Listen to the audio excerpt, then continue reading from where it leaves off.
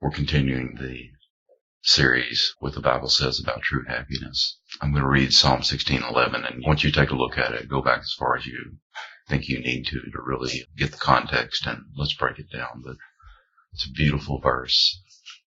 Verse 11 again. You reveal the path of life to me. In your presence is abundant joy. In your right hand are eternal pleasures. Okay. And I'm going to take it all the way back to Psalm 16:4. Okay. Because I think that the contrast offers better context.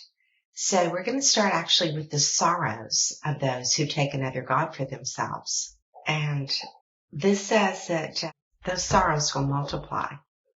I will not pour out their drink offerings of blood, and I will not speak their names with my lips.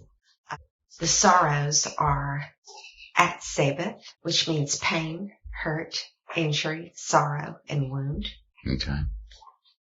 That goes back to grief, a root that means grief, pain, to be grieved, and all the way back actually to torture.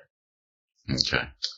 So this horrible pain, this torturous pain of those who take another god, of those who take to obtain or acquire by purchase, by paying the price, by giving a dowry in exchange for. I think this is really interesting. Let me finish the thought and then we'll go back and flesh that out. A car, or a care actually, is another one, following another one further. That's a different one. That's the other. Okay. A car, to delay and hesitate, or better to defer. So that's another. And then the word God is not actually in the original scripture, nor is for themselves. So what it's saying is those who follow another are buying in exchange for themselves. They're making a dowry for, they're making a down payment for torturous pain. And it's actually saying that these torturous pains will multiply. So if you follow a god, and let us remember that we're not just talking about Greek gods, but we're talking about things that we put above God. So if you follow any other thing, in other words, giving your best time and energy, your best devotion to this other person or thing, then the torturous pain that you have will keep multiplying. And he goes on to say in Hebrew context, I will not pour out their drink offerings of blood.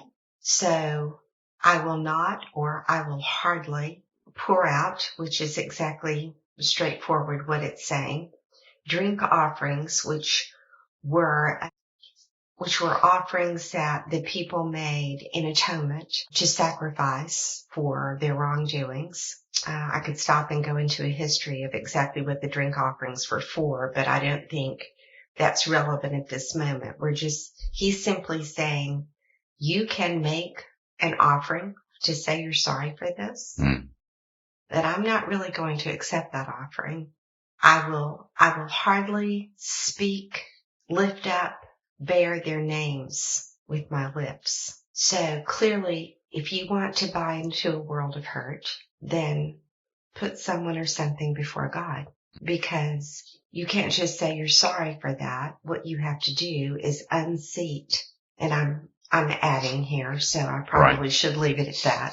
Mm-hmm. But you've got to put God first. Yeah. As long as, is that the context you're seeing? That's the context I'm seeing. As long as something or someone else is before me, all the I'm sorries that you want to say are really irrelevant until you've rearranged your life. Mm-hmm.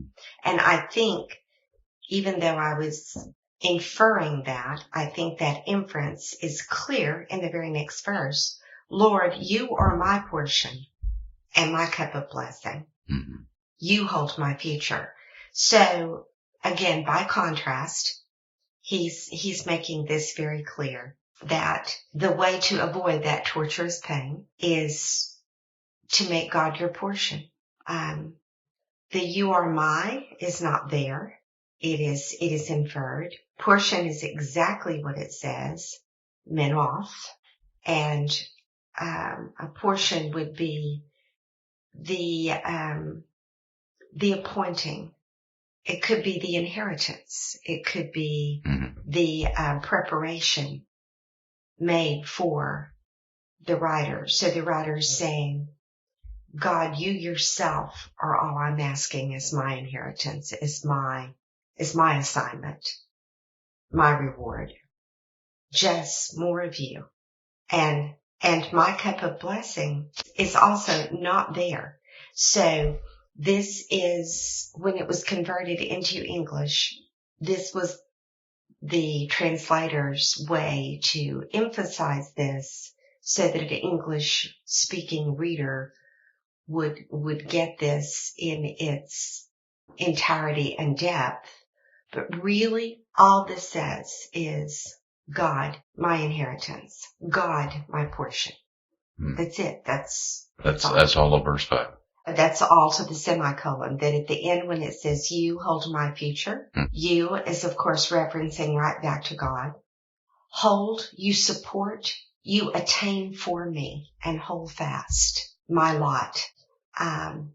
And this refers directly, this is really interesting. I never understood this way before. You know, many times in the scripture, they cast lots. Right. And those lots were pebbles that they used systematically for making decisions. So he's basically saying here, you have attained and are holding fast. You control the way the stones are cast.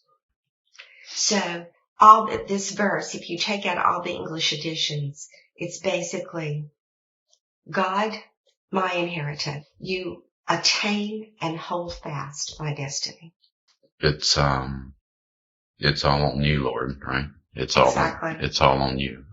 So clearly David is saying, I won't touch their drink offerings and I won't speak their names because they're not putting you first. But I am making you, God, my portion. And because of that, you will hold my destiny. And what does that have to do with happiness? And I think the next verse addresses. In verse 16:6, this verse says, and I'll read it in the Holman first, the boundary lines have fallen for me in pleasant places.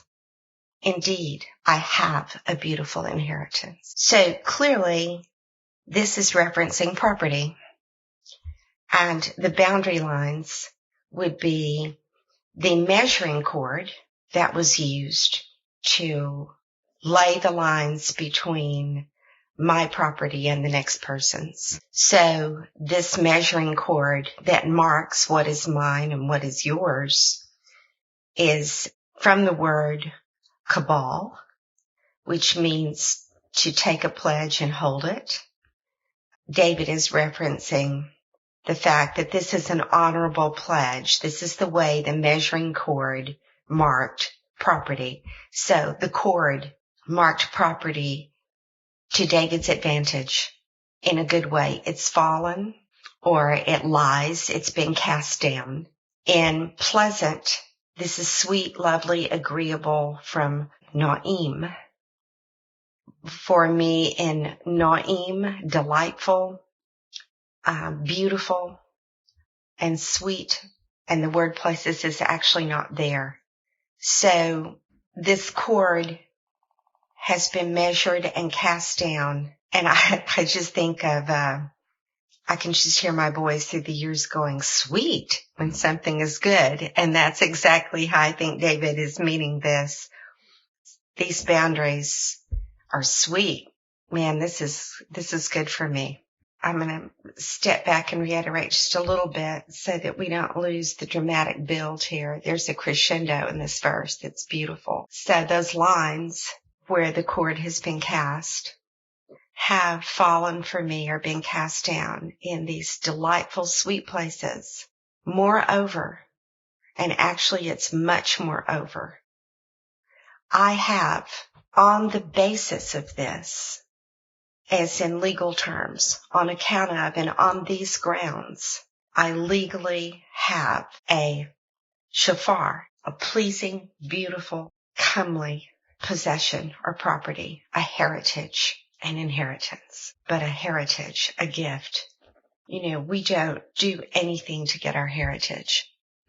It's gifted to us. It is not for anything except to whom we belong, to what family we are allied with. And we don't really get to choose that, but in aligning ourselves with our Father Maker, with our Father Creator, in putting Him first at the head of our house where He belongs, not only do we have these sweet property lines, but much more importantly, we have a heritage, and it surpasses the beauty of anything else.